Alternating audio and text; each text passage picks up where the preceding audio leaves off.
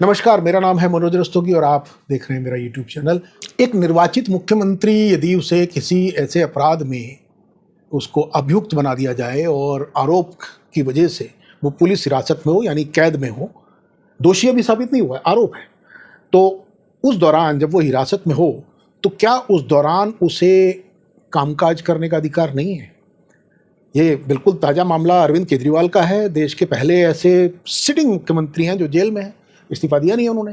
अब जो मुद्दा बना हुआ है वो ये है कि क्या वो जेल से काम कर सकते हैं? नहीं कर सकते हैं, क्योंकि यही दलील दी जा रही है। जब वो 15 अगस्त पे ये जेल से आदेश देते हैं कि आतिशी फहराएंगे झंडा, तो ये आ जाता है कि नहीं साहब, जेल से तो आपको इजाज़त नहीं है, जेल से आप कामकाज नहीं कर सकते हैं।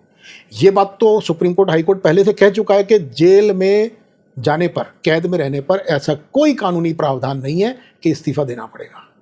हाँ, अपराध के लिए सजा मिल जाए, जैसे राहुल गांधी जी को मिली थी 2 साल की और उनको फिर सांसदी चली गई थी उनकी, उसी तरीके से इनकी चली जाएगी अगर किसी भी अपराध में इनको सजा हो जाए। तो वो अभी नहीं हुई है और इस्तीफा दिया नहीं अरविंद केजरीवाल जी ने, और वही मुद्दा घूम रहा है।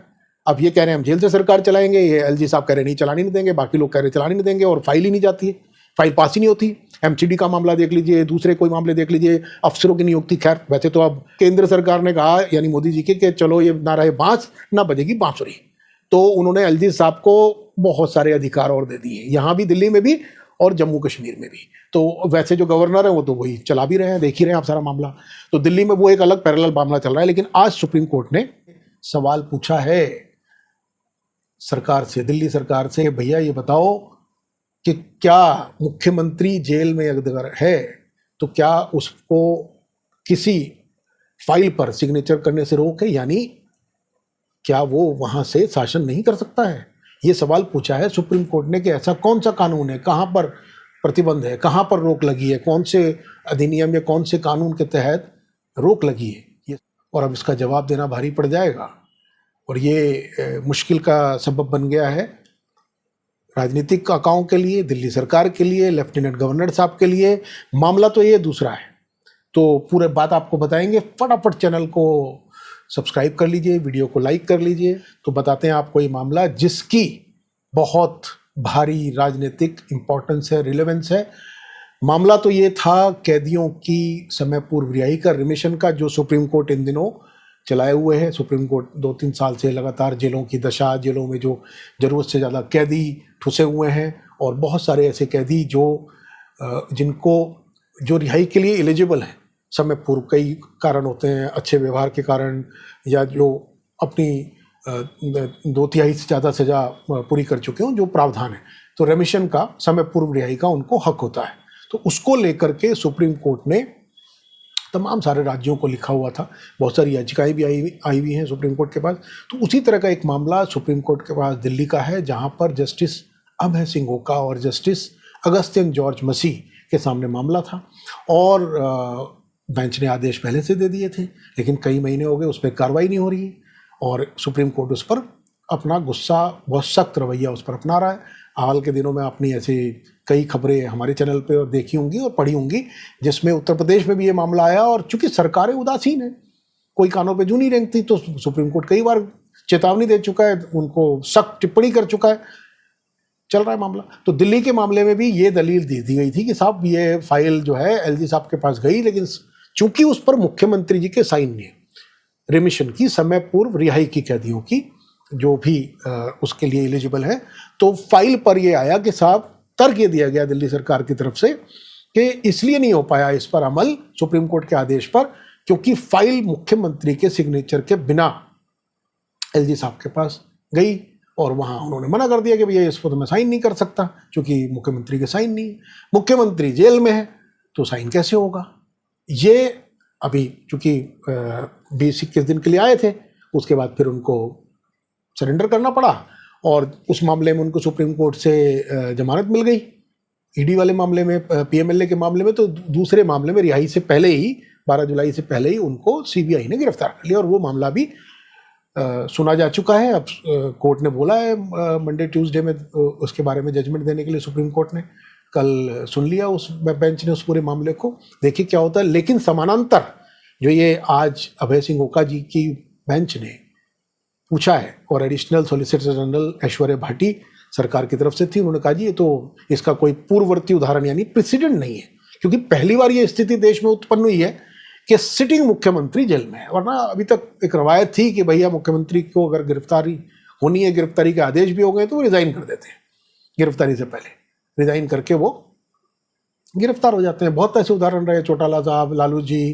तमाम भरे पड़े हैं। हेमंत सोरेन भी अभी ताज़ा उदाहरण था, बाद में रिहा हो गए तो वापस आ गए। अब वो रिहा होकर वापस आए तो नतीजा ये हुआ कि जिनको बना के गए थे चंपई सोरेन जी कुछ दिन के लिए, बाकी लोगों ने तो इसीलिए लोग अपनी पत्नी बहन इस तरह मतलब नज़दीकी रिश्तेदार को बनाते हैं।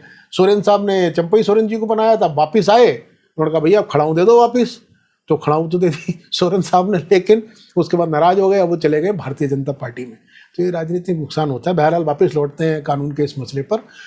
तो अब इसमें गोटी ये फंस गई है सरकार के सामने कि प्रावधान तो कोई ऐसा है नहीं कानून में, क्योंकि पहले ये बात दिल्ली हाई कोर्ट के सामने भी कई याचिकाएं जिसमें कॉस्ट भी लगाई। दिल्ली हाई कोर्ट ने याचिकाकर्ताओं व PIL वगैरह लगाने वाले जो लोग होते हैं, PIL सामने से लगती है, पीछे से राजनीतिक लोग ही होते हैं जो लगवाते हैं। तो उस समय उन्होंने बोला कि ऐसा कोई वो नहीं है। उन्होंने इनडायरेक्टली हाई कोर्ट ने ये कहा कि ये केजरीवाल जी के विवेक पर निर्भर करता है, वो चाहें तो दे दें इस्तीफा, लेकिन कानून कोई नहीं है, बाध्यता कोई नहीं है। और दूसरी तरफ केजरीवाल साहब ने इसको अपना पॉलिटिकल स्टैंड बनाया, उसको बाकायदा सार्वजनिक मंचों से उन्होंने कहा कि ये भारतीय जनता पार्टी का, मोदी सरकार का, अमित शाह जी का, जिनका भी नाम वो लेना चाहते हैं हुकूमत के नज़रिए से, नाम लिया उन्होंने, खुल के लिया, धड़ल्ले से कहा कि ये उनका डिज़ाइन है। अगर मैं रिज़ाइन कर देता तो ये पैटर्न बन जाएगा, बस जिस सरकार को हिलाना हो उस पर झूठा मुकदमा दायर करो, ED को भेज दो। ये उनके शब्द हैं भाई, हम नहीं कह रहे, केजरीवाल साहब ने कहा था। तो उन्होंने कहा इसलिए मैं रिजाइन नहीं करूंगा, मैं तो जेल से ही चलाऊंगा सरकार। अब चलाने नहीं दे रहे, क्योंकि वो आदेश के लिए जाते हैं, वकील गए थे तो उस पर आपत्ति दर्ज कर दी LG साहब ने और दिल्ली सरकार ने। वकीलों ने कहा साहब ये तो जेल के अंदर इसका गलत इस्तेमाल कर रहे हैं, जेल से आपको पत्र भी लिखेंगे तो वो भी अधीक्षक के थ्रू जाएगा, जो जेल के जो नियम होते हैं, जो चार्टर होता है उसके हिसाब से, जो जेल के जो नियम है कि जेल के दौरान आप किस तरह से कर सकते हैं, उनके हिसाब से उन्होंने कहा कि चीज़ें होंगी, उसके हिसाब से तो नहीं कर सकते आप इसका इस्तेमाल नहीं कर सकते कारावास के दौरान कि आप सरकार की प्रशासनिक कार्रवाई के आदेश जारी करें, मंत्री लोग आपसे उसके लिए जाके मिल लें। तो ये क्योंकि लोग गए तो पता चला कि उन्होंने सुनीता केजरीवाल जी को कोई उनके जरिए कुछ वो दे दिया, आदेश दे दिया, आतिशी गई तो उनको दे दिया कि ऐसा करो, शिक्षा नहीं रुकनी चाहिए वगैरह वगैरह। तो उनका ये था कि जेल से सरकार चल रही है, ये तात्पर्य इनका था। और उधर उनका था कि नहीं था, अब इसकी तो अनुमति नहीं है, आप कोई प्रशासनिक आदेश जेल से नहीं दे सकते, जिसकी बात अब ये मुद्दा सुप्रीम कोर्ट ने उठा लिया है। और 23 सितंबर तक उन्होंने मांगा है जवाब के, 2 हफ्ते का समय दिया कि भैया दो जवाब दो, बताओ कहाँ लिखा है, क्या ये प्रतिबंधित है, जो उनके एग्जैक्ट वर्ड है कि क्या ये प्रतिबंधित है, क्या प्रोविजन है कि मुख्यमंत्री जेल से फाइल पे साइन नहीं कर सकता। पूछा तो उन्होंने रेमिशन की फाइल का है, लेकिन अब इसकी इम्प्लीकेशन ये होगी कि यदि, जो कि नहीं है, प्रतिबंध नहीं है, तो अगर ये रास्ता खुल गया तो फिर तो बढ़िया हो जाएगा। वैसे तो खैर केजरीवाल साहब को जमानत ही मिल जाएगी, इस बात की पूरी संभावना है। लेकिन ये बात अगर हो गई, जो इस आदेश के जरिए इनडायरेक्ट वो निकलेगा, इन्फ्रेंस निकलेगा या उसका प्रेसिडेंट बन जाएगा, तो फिर तो आप ये समझ लीजिए कि जो राजनीतिक रूप से लोग हैं, फिर इस्तीफा नहीं देने वाला कोई मुख्यमंत्री या मंत्री, फिर तो वो जेल से ही चलाएगा। क्योंकि अब जब ये अगर खुल गया रास्ता तो इसका एक ये भी कॉन्सिक्वेंस हो सकता है हमारी नज़र में, हमें ऐसा लगता है। आप इस बारे में क्या सोचते हैं, आपकी क्या राय है? और जो कानून के जानकार लोग हैं हमारे, अगर आपके पास इस बारे में कोई ज़्यादा बेहतर जानकारी है, कोई ऐश्वर्या भाटी जी का तो यही कहना था कि अभी कोई प्रेसिडेंट नहीं है, वो इंस्ट्रक्शन लेके आएंगी सरकार से कि उनका इस बारे में कानूनी नज़रिया क्या है, क्यों फाइल साइन नहीं की जा सकती है। ये हो गया तो फिर जितने भी मामले हैं, फिर तो केजरीवाल जी अगर दुर्भाग्यवश थोड़ी विलम्ब हो गई उनकी बेल में, तो फिर तो सरकार भी चलेगी धड़ल्ले से। तो इस मामले में जस्टिस ओका ने ऐश्वर्या भाटी जी को स्पष्ट कर दिया कि यदि इसमें कोई रुकावट है तो और देर नहीं होने के लिए, क्योंकि कोर्ट ने इस याचिकाकर्ता को, जिसने रेमिशन की बात की थी, और कोर्ट ने उनको फरलो तो दे दिया था, उसके बाद उन्होंने दिल्ली सरकार को ये आदेश दिया था कि वो इस याचिका पर परमानेंट रेमिशन यानी उनको परमानेंट स्थायी रूप से सजा माफ़ी के मामले पर दिल्ली सरकार विचार करके फैसला ले। 2 महीने का समय दिया था, 1 महीने का उसको एक्सटेंड कर दिया था। तो अब उन्होंने इस मामले में कहा है कि भाई देख लो, नहीं तो फिर हमें आर्टिकल 142 के तहत जो कोर्ट के पास, सुप्रीम कोर्ट के पास जो पावर है, फिर वो उसका इस्तेमाल करेगा यदि इसमें कोई रुकावट है, यदि इसमें कोई दिक्कत है। पहले तो आप बताएं कि क्या मुख्यमंत्री पर जो फाइलें हैं, इस फाइल पे और सरकारी फाइलें जो हैं उस पर जेल के दौरान अंडर ट्रायल के तौर पर क्या उस पर पाबंदी है? क्या कहते हैं आप? तो इस वीडियो में इतना ही। आप हमें भी प्रतीक्षा है, हमारे लिए भी ये कौतूहल है, तो हम भी इंतजार करेंगे कि देखिए इसमें क्या आखिर में निकलता है, क्या बनती है बात कानूनी तौर पर।